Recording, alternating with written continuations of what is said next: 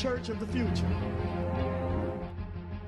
The 21st century mystery temple.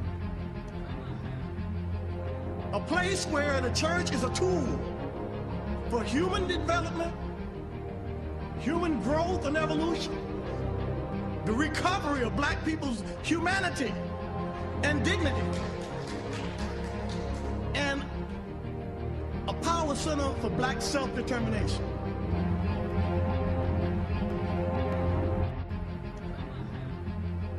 We're doing it in every city that we're in, and we're going to do it in every city we're going to go to in order to facilitate the consciousness raising of black people. Our goal, simply said, is to restore our people to our original place of power and dignity in the world. Amen.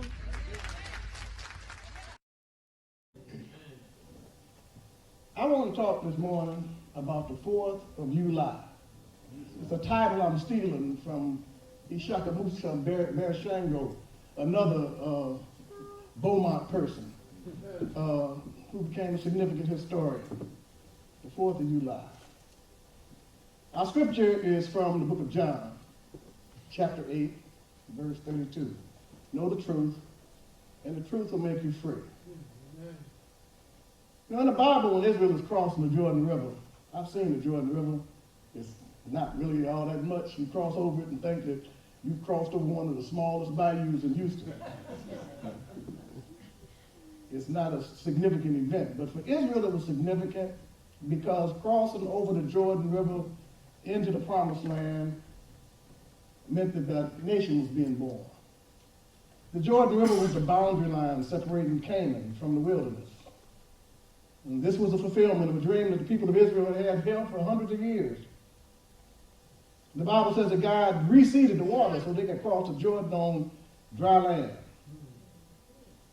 And when while the waters were receded, God told Joshua to send some priests out to the dry riverbed and pick up some of the large stones, the smooth stones that the water had smoothed out over a long period of time. Go pick out some of these stones, and he sent 12 priests out to pick out these big stones. They put them on their shoulders, and they carried them out of the riverbed. And God told them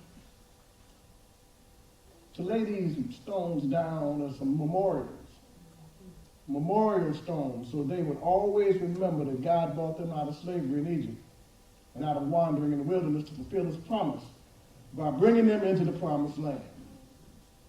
And God told them it was important to commemorate this occasion. Commemorating this event was important to their identity, for them to remember who they were and whose they were and how they got to this point. Well, the Bible is full of commands to remember an event, to remember a significant place, or to remember a significant person. So they will always remember what God did with that person or at that place. People in all cultures commemorate the things that are important to them. And because these commemorations help people to remember who they are, they frame our identity. They reinforce our values and define what we're about. We are on the eve of our society's most venerated national commemoration, the 4th of July holiday. The past event, the other holidays of real significance are religious, like Easter and Christmas. But our most venerated national holiday is the 4th of July. This past event that we are celebrating in this case is the founding of the United States of America. And to commemorate this year in a different way, Donald Trump has decided to kind of hijack the 4th of July. You know, he may not be a lot of things, but one thing is clear: he's a master of propaganda. So he's chosen to give this glorious exhibition on the 4th of July with parades and marching bands and floats and military units and drill teams and gigantic balloons and jet flyovers and the biggest fireworks display in history. He's wrapping himself in the flag and turning the day into essentially a celebration of himself. He plans to make a big speech at the base of the Lincoln Memorial. He is making himself the personification of America. Yes, indeed. He understands what he's doing. He's wrapping himself in the flag and making himself the personification of America. He's not the first person to do this way, but he's the first person in America to do it. I mean, Mussolini did it in Italy. Hitler did it in Germany, where they became a personification of the state. But he is making himself a personification of America. And this is the way dictators work. So in the minds of a lot of people, he becomes synonymous with the state. In other words, he is America. So when you criticize him, you are being unpatriotic. When you disagree with him, you are disagreeing with the state. He likes to throw around the word treason. Because if you oppose him, in his mind, you're treasonous. This is all very dangerous. If you disagree with the state, if you disagree with him, and he feels you're disagreeing with the state, it's okay to treat you as an enemy of the state. I'm not talking about an opponent. I'm not talking about somebody with a different opinion. You're an enemy of the state. His idea of America is a white nationalist America where white supremacy reigns, and people of color are not really citizens, but are resident aliens, being permitted to remain as long as we aren't in any trouble.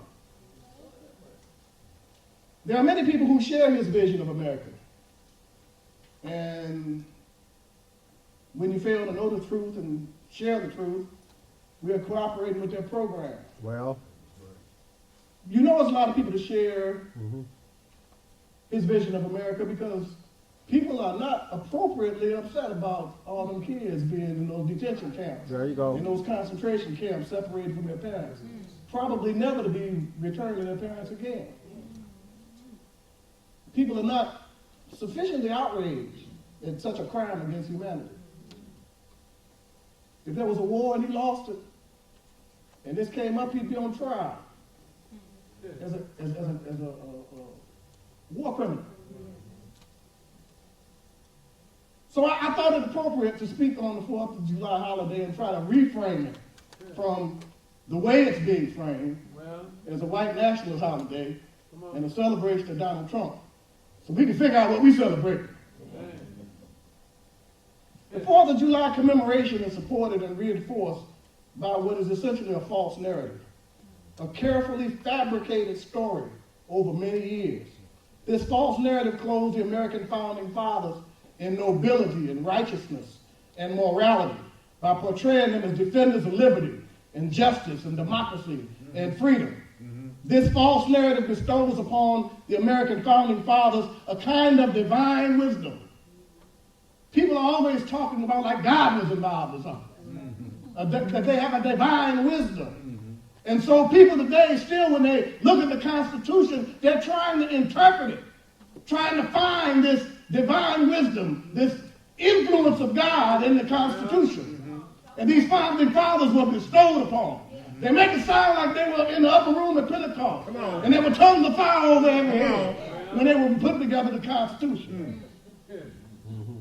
They're looking for the revealed will of God and the Supreme Court and all the judges, all the courts in the land. They're trying to interpret the intention of the founders as if they had divine wisdom. What we know about the beginnings of this country grew out of this false narrative. But we need to understand the truth about the birth of this nation. We need to have some knowledge about the deep vein of hypocrisy that runs through American life when it comes to black people. And we need to know that the mythology surrounding America is deliberately made up and manufactured to hide that hypocrisy. American history has been sanitized, homogenized, whitewashed to hide terrible crimes against humanity. So when we participate in these commemorations without really understanding the truth of what they represent, they have power to shape our identity, confuse our minds, handicap our children, and limit our possibilities. Speak now. The 4th of July is also known as Independence Day. How ironic. Independence Day. Because it was anything but Independence Day for black people. That's right. As a matter of fact, America's independence from England actually prolonged slavery for another 100 years. And allowed for slavery to be expanded and intensified. So I want to turn this commemoration on its head by helping black people to understand the real truth behind the founding of America. And I want to make clear that the American Revolution was not fought to break the tyranny of King George. It was not about taxation without representation. It was not fought to establish a government of the people, by the people, and for the people. And it certainly was not fought to establish freedom, justice, and equality for all. It was fought for one reason and one reason only: to preserve and expand slavery. For black people in America to grow up celebrating the 4th of July as a glorious Independence Day is like Jews celebrating Hitler's birthday, or like Christians celebrating Christmas as the devil's birthday. I'm not saying that you should refrain from observing or celebrating the 4th of July. I'm saying that these commemorations shape our identity. Say that now. They shape our culture and they shape our reality. So even if we celebrate and feel a part of the country, which we have every right to do, we've earned that. We need to do so, though, with full knowledge of what these commemorations really mean. This is especially important here in this quadcentennial year, where we commemorate 400 years of being in this country. Being brought here in the summer of 1619. We need to understand what we're participating in, and we need to participate from a perspective that does something for us. Know the truth, and the truth will set you free. Teach now. The American Revolution was not really a revolution at all. It was a counter-revolution. The true revolution was the revolt of the enslaved Africans that had become so widespread throughout the Western Hemisphere. These violent revolts caused European countries engaged in the slave trade to question whether slavery was worth the trouble. The decision of France and Spain and Portugal and the Dutch to stop the slave trade had nothing to do with morality. It had to do with the fact that these Negroes fight back. That's right. That's right. And it's gotten to be too much trouble to hold on to it. Enslaved Africans were revolting from Canada to Brazil and everywhere in between. And what has always been presented as a pretty easy process of domination, where black people offered only meager resistance and were quick to accept slavery and soon turned into docile, happy slaves, is one of the biggest lies ever been told. Actually, the institution of slavery required a long and terrible and bloody process involving centuries of conflict. In his book, The Counter-Revolution of 1776, Gerald Horne says, "I do not view the creation of America as a great leap forward for humanity, though I concede that it has improved the lives of countless Europeans. There has been a desire to create an uplifting narrative, to explain and undergird the fruits of 1776. The problem is this narrative serves to obscure the point that as July 4th, 1776 approached, Africans had been involved steadily in the poisoning, murdering, and immolating of settlers. Immolating means burning them up. Burning up the house with everybody in it. Burning up the farm. Or just throw some kerosene on somebody and burn them up. Barbecue. How mercy. 4th of July. The Western Hemisphere, before the American Revolution, was a seething cauldron of competition. I'm trying to paint a picture for you. You got to go back and think about it with new eyes, with fresh eyes. You got this new world. We forget that before whiteness was created, European countries were mortal enemies to each other and had been so for 1,000 years. They were mortal enemies to each other. They had 100-year wars. That's right. They hated each other. The English, the French, the Spanish, the Portuguese, the Germans, the Dutch, the Irish, the Italians, the Swedes, they were all traditional enemies. Had been so for a long time. So when the competition for colonizing territory in the New World began, it was like an arms race. All the European countries were vying for control of lands in the New World, lusting for the riches they could provide so that they could defeat their enemies. But in addition to the Europeans, there were 500 Native American nations in the New World.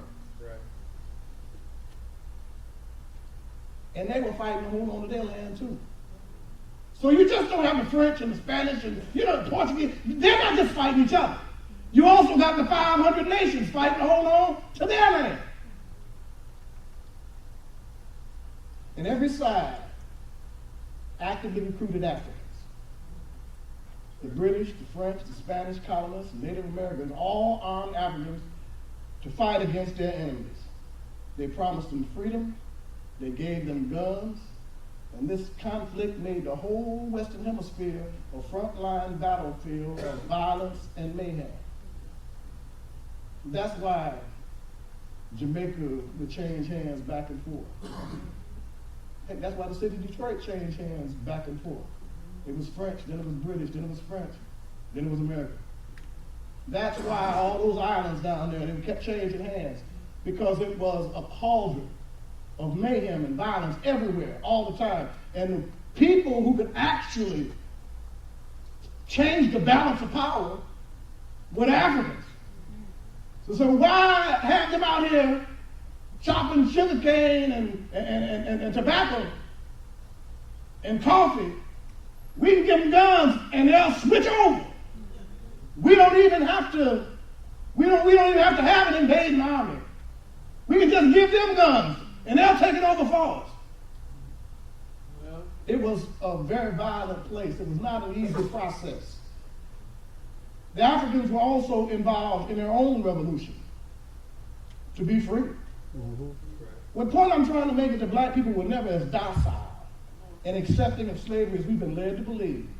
And I may be making some of y'all nervous right now, because I understand this is totally against your conditioning. They've been trying to get this vein out of you for a long time. And so if you're a little nervous right now, that's your conditioning working on you. Because you ain't supposed to know this, and you ain't supposed to think like this.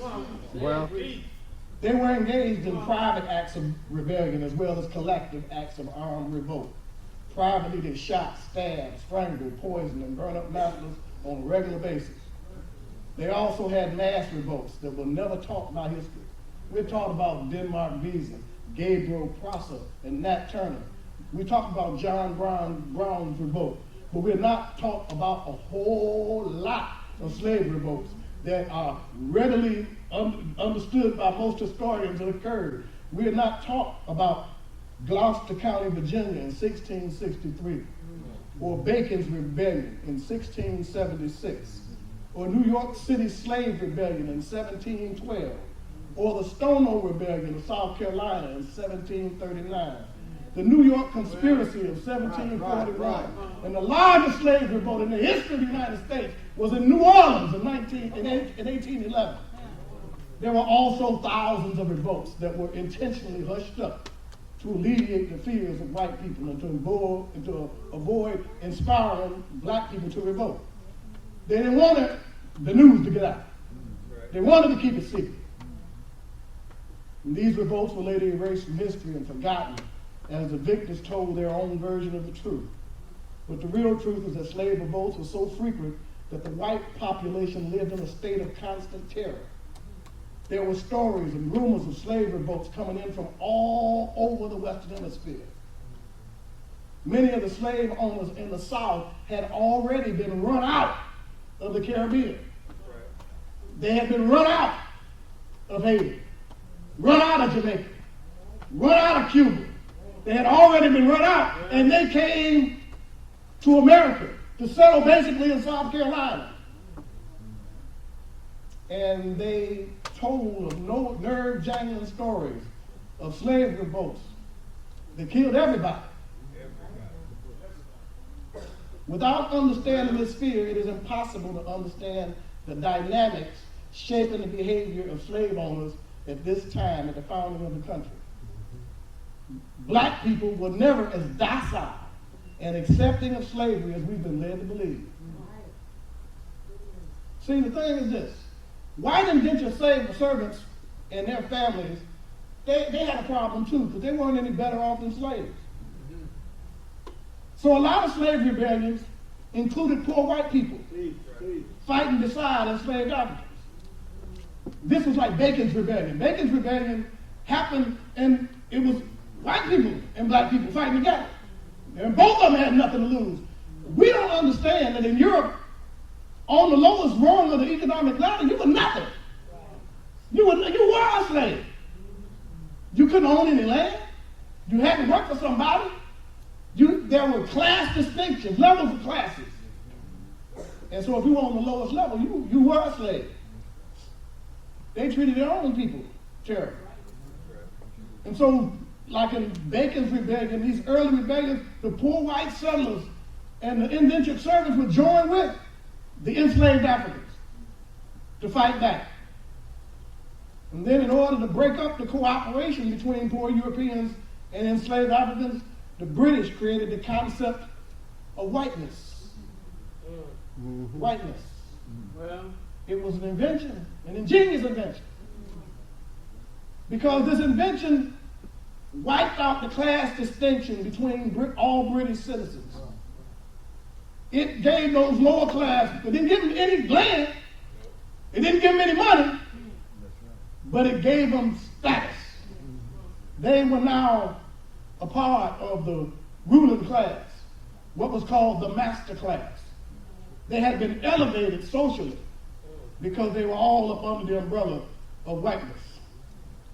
Later, whiteness was extended to include all the other European enemies, the French, Portuguese, Spanish. They extended whiteness. It didn't include Jews and Italians.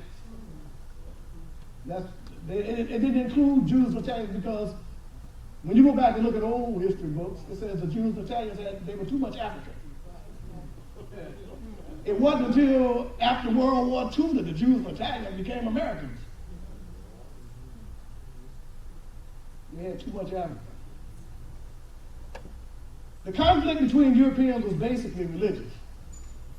France, Spain, and Portugal were Catholic. Right. England and Northern Europe were Protestant. That's right. Whiteness cured all this. Wiped it all out. We ain't got to fight because we're on the same side. The creation of whiteness wrapped white people in one common racial grouping for the first time in history. This meant that they considered everybody outside of the white group inferior and savages. But enslaved Africans were even more demoted. We were demoted out of the human family. We were considered property. Indians weren't property. Chinese people weren't property. We were property. They were inferior and savages. We were property. The escaped slaves that fled to the mountains and the swamps and established their own civilization were called Maroons. Now, if you're going to be considered property, it ain't like you can really integrate in society. You couldn't steal away, take your freedom, and then go get a job. You were property. So black people that found their freedom didn't have any choice but to create their own societies away from everybody else. And they were called, no matter where they were called Maroons. These Maroon communities recreated their African existence. There were Maroon communities everywhere there were black people. In Jamaica, in Cuba, in Mexico, in Brazil. In America, there were over 50 Maroon communities. There were Maroons along the Savannah River in South Carolina and Georgia. Right there where Bueller is. That lake back there, Lake Westward of Butte is on, that's the Savannah River Basin. Then there was a Maroon community of thousands in the Dismal Swamp outside of Wilmington, North Carolina. Mm-hmm. Oh, yeah. The number of Maroons that escaped to Florida was so great that they had to create a state to protect the people of South Carolina from the Maroons that were in Georgia. The state they created, the Maroons that were in Florida, the state they created was Georgia. It was meant to serve as a buffer zone, as a firewall. Because when the Maroons needed supplies, they would raid down. And they would go onto the plantations and take everything they had, including people, back with them. So they created Georgia to serve as a firewall so that the slaves hiding down in the swamps of Florida couldn't have an easy way to invade South Carolina. See, South Carolina was critically important because South Carolina was where Charleston was. And Charleston was one of the big slave ports. It's where slaves came in. And so the people around Charleston, that was rich society. That was revolts. That was nice stuff. So they wanted to protect that, and they created Georgia to protect it. But it didn't work. The Maroons in Florida remained a terrible problem well into the 1800s. And the fighting was so fierce and the defeats were so devastating that the government chose to keep these battles secret from the public. They called them the Seminole Indian Wars, to prevent the world from knowing that the army was really getting their behinds kicked by black people. Many enslaved Africans escaped to join the Native American tribes, and they were welcomed. They joined the tribes, they intermarried, they had children. And when the 5 great Native American nations of the South were defeated, when Andrew Jackson went down there and stole 25 million acres and gave it away to dirt poor Europeans, he had the remaining survivors of the 5 great nations of the South, Georgia, Alabama, Mississippi. He had them walk on the Trail of Tears to Oklahoma. And when they were walking, they were surprised at the number of black people that was amongst them. What I'm trying to make clear is that there were slave revolts everywhere there were enslaved people. There were slave revolts everywhere, all the time, on a regular basis. There were even regular revolts on slave ships, which is why the insurance was so high. You could make a killing in the slave business, but there was a very good chance your boat wasn't going to get there. So the lords of London made a fortune insuring slave ships. There were revolts on board. There were revolts in the Caribbean islands that ran all the white people into the sea. They don't tell you about that. They tell you about Haiti. But Haiti wasn't the only place it happened. Gerald Horne says in his book, The Counter-Revolution of 1776, that it was early 1736 that a conspiracy was exposed in Antigua for the enslaved to liquidate the European settlers. All the white inhabitants of this island were to be murdered and a new form of government to be established by the slaves amongst themselves. They were determined to possess the land entirely. This was preceded by yet another horrid plot in early 1729, in which the enslaved were determined to cut off the heads of every white inhabitant of Antigua.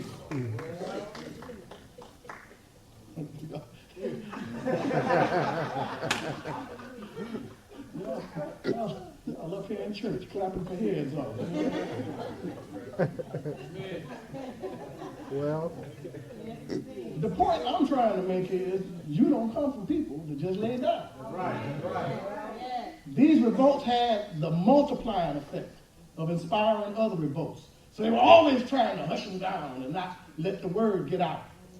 This constant fighting and the stark fear that the white population lived in every day made all the European nations wonder whether slavery was worth it. So one by one, they all abolished slavery and made it illegal. Spain, Portugal, France, they abolished it. We don't do this no more. And in 1772, when the English began to seriously consider, we need to abolish it too. We're the last man standing. We need to get rid of this because we can't hold on to all this everywhere. We have the British flag in India and China. We can't possibly hold on to all of this. So they were getting ready to abolish slavery. And when England began to consider ending slavery, the American colonies viewed the end of slavery as a mortal threat to their existence. So they decided to revolt against England. In America at this time, slavery was not just a southern thing. Well, The biggest slave ports were not in the South. that's right. They were in New York, Mm-hmm. and Rhode Island, and Connecticut, Mm-hmm. and Massachusetts. Only Charleston, South Carolina was the significant southern slave port. Well, I've seen, and Rhode Island actually had more slave ships than anybody. that's right. I've seen profits were being made. I've seen profits. 1,600% could be made on the slave trade. Can you imagine that? You invest $1, you're gonna make $1,600? You're gonna invest $10,000, you're gonna make 160. If you're gonna invest $10, you're gonna make $16,000. So it was an easy way to get rich. Everybody was being on it. The money that the slave trade was generating was being used to build New York, Boston, Philadelphia, Charleston, Hartford, and New Haven. Slave trade profits were laying the foundation of the Wall Street banks, the Ivy League schools, the insurance industry, and financed the Industrial Revolution. Slavery was so important to the American economy that without it, America would not be possible. So the founding fathers decided to launch a revolution against the anti-slavery revolution. It was a revolution against the revolution. Oh, you going to end slavery? Then we're going to revolt against you. The Declaration of Independence is full of high-minded rhetoric about freedom and democracy, but it really was designed to preserve the right to impose slavery on black people.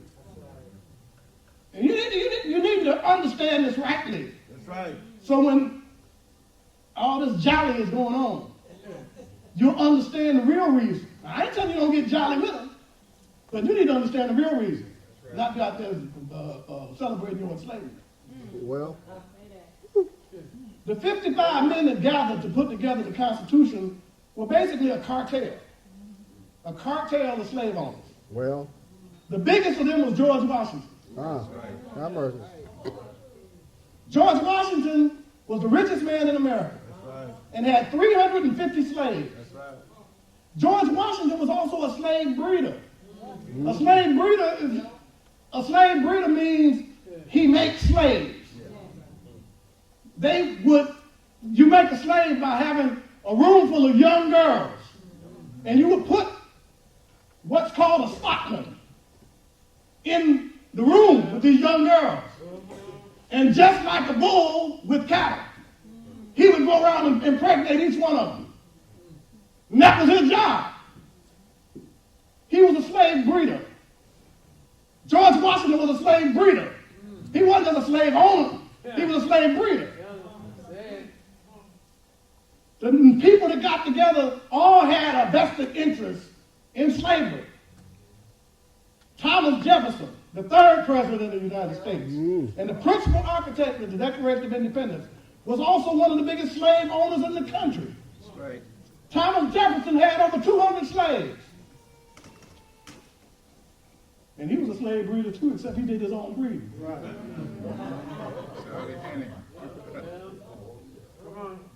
John Adams, the second president of the United States, was another one of the architects of the Declaration of Independence.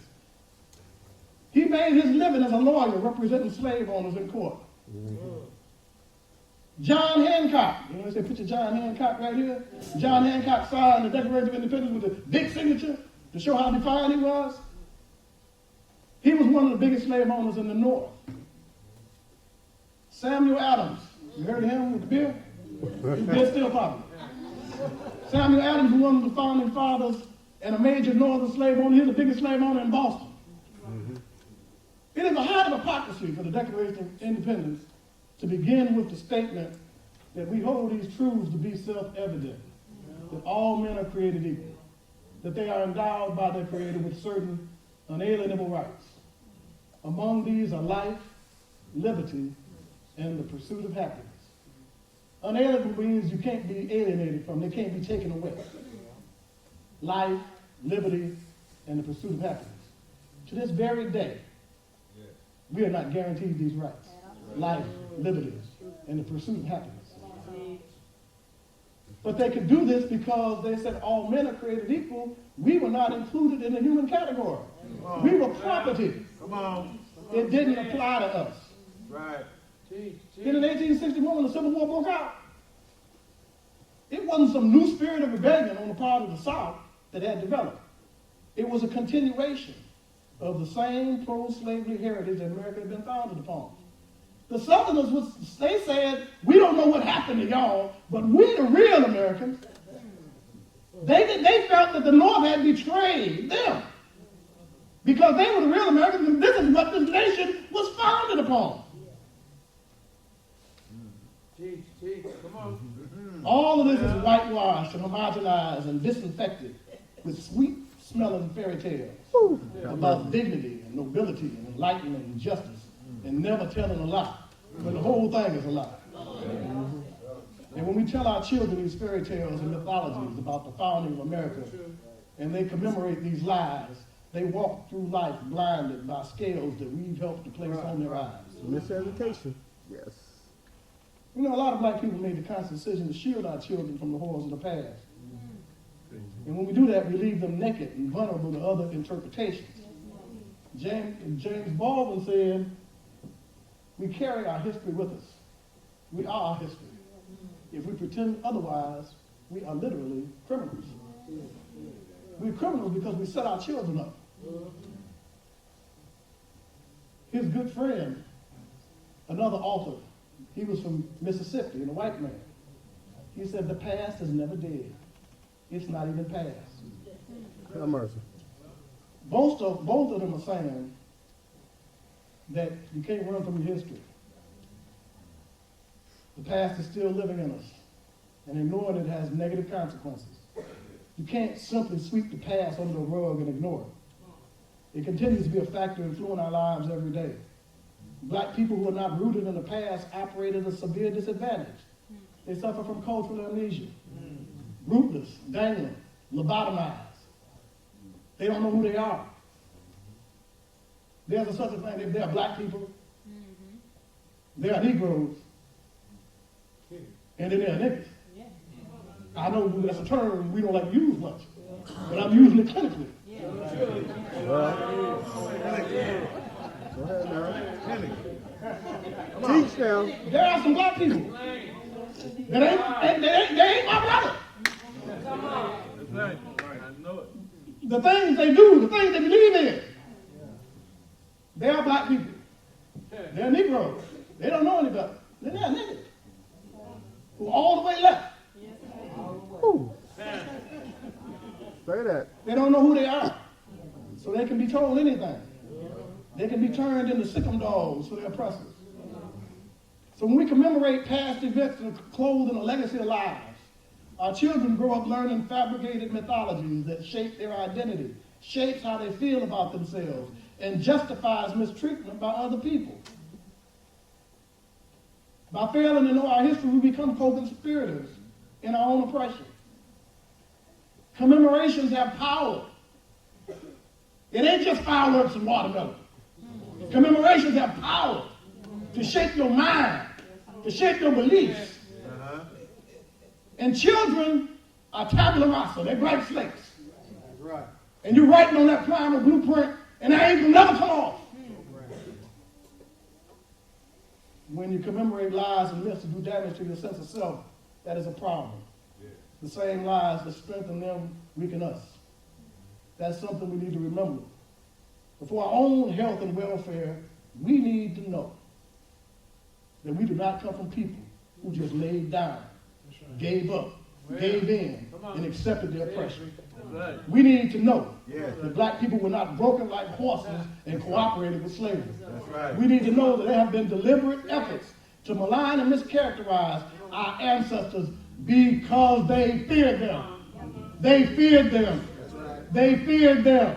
And I'm going to tell you something else. They fear you.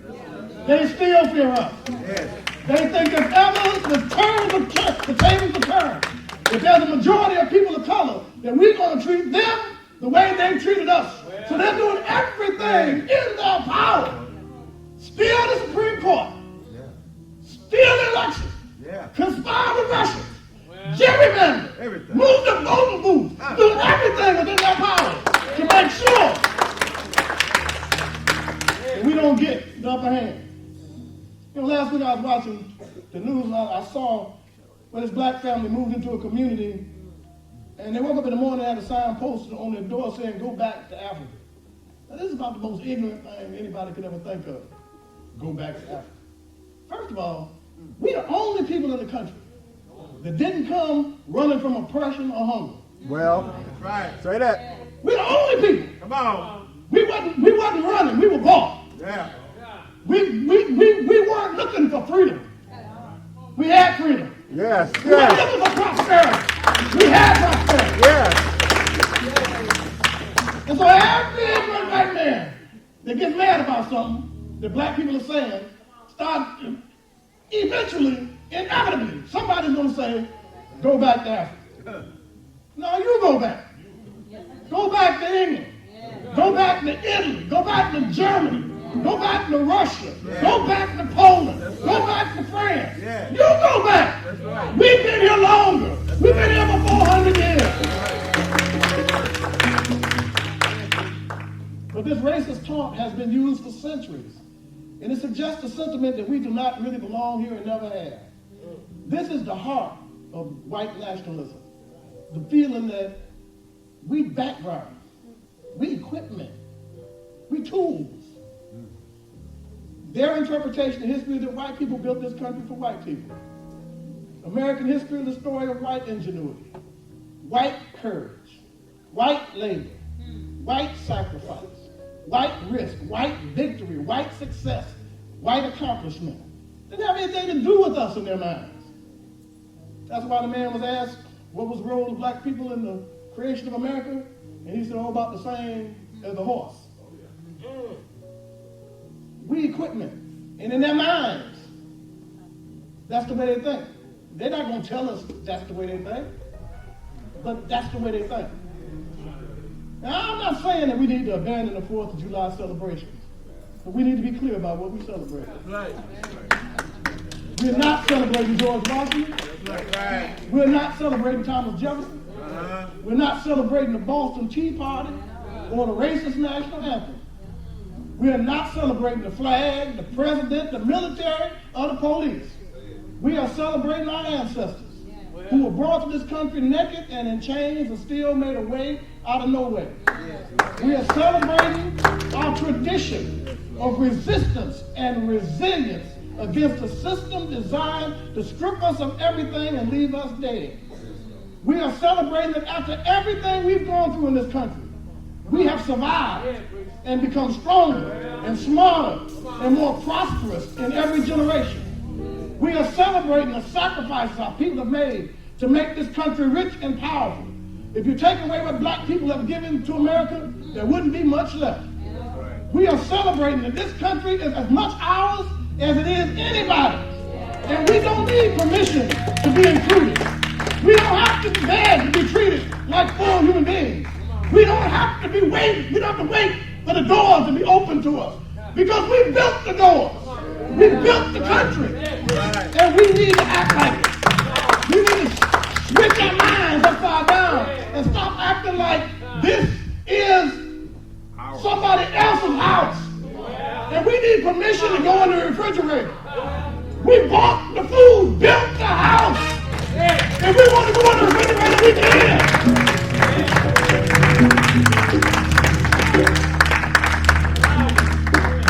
We have been here since the beginning and we're staying until the end. We're not going to walk away from the investment our ancestors made in this country in labor and blood. We've gone through hell to earn our place at the table. This is a country, not a private possession. We have to stop acting like we're working on master's plantation and we need his permission. We ain't letting go. We can't be defined by ignorant white nationalists and hillbilly neo-Confederates. We've earned the right to everything this country has to offer, and we refuse to let those rights and privileges of citizenship be ignored or taken away. We're not guests or visitors or stepchildren or second-class citizens or hired hands. We are owners, and we have to learn to act like owners. When you're an owner and somebody comes to take something from you, you fight back. You don't let people do things to you like you are there by their permission. We are owners. We are owners. We are owners. And if you don't get anything else out of this morning, we are owners of this country. We own it.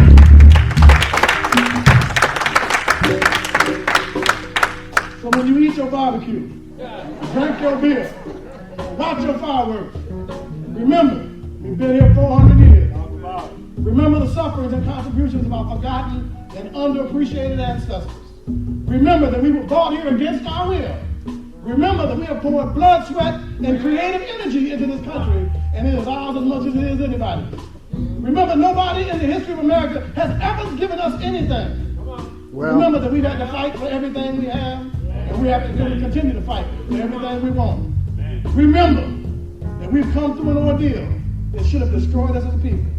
But we've not only survived, we've not only endured, we've grown stronger, and smarter, and more determined in every generation. And remember that God and our ancestors have been with us all the way, helping us to make a way out of no way, encouraging us when we're down, guiding us when we're lost, inspiring us to keep on keeping on.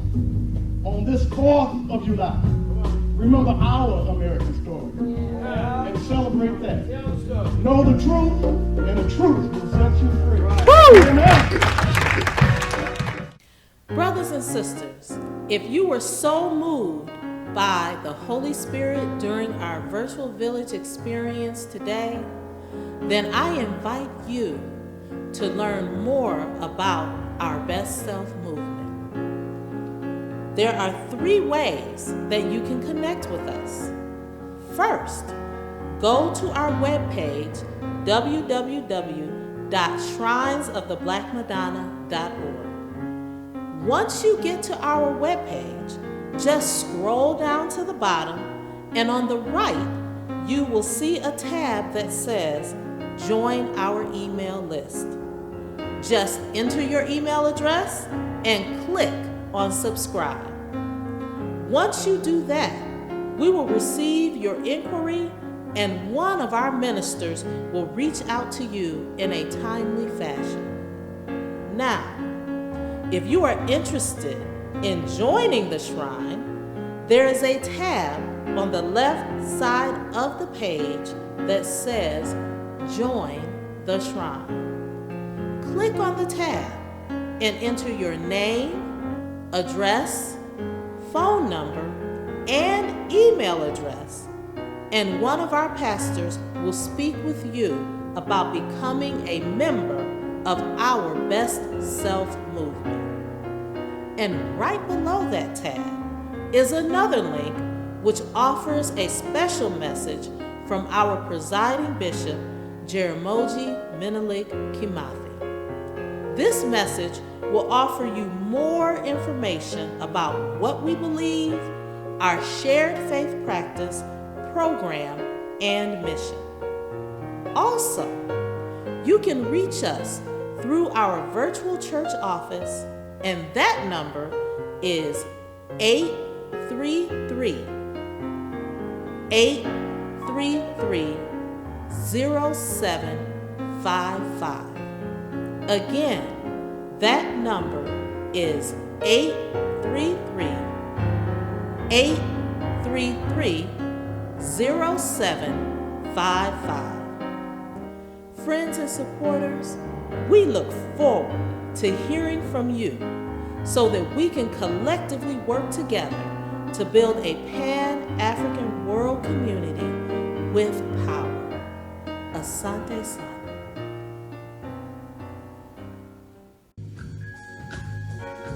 Brothers and sisters, we come now to the time where we act upon our practice of self-determination, which sustains the many institutions of the Pan-African Orthodox Christian Church.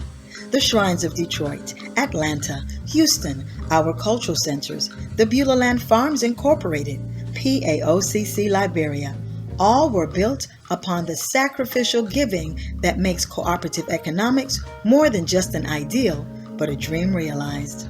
Your financial support helps to keep our ministries in every region of the country relevant, transforming, and productive. As you donate today, make your tax-deductible donation by credit, debit, PayPal, direct deposit, or by check to the P.O. Box of your local region. Thank you for your sacrificial giving, which reflects the self-giving of our standard bearer, Jesus the Black Messiah. May God bless you for your tithing gift today, and we thank you for your continued support. Let's continue with coffee, community, and conversation at our virtual coffee hour right after today's service. We'd love to meet, greet, and get to know you. Join us via Zoom, meeting ID 856-196-31208. Phone ID 346-248-7799. Get to know your Pan-African world community virtually at our virtual coffee hour coming up next via Zoom.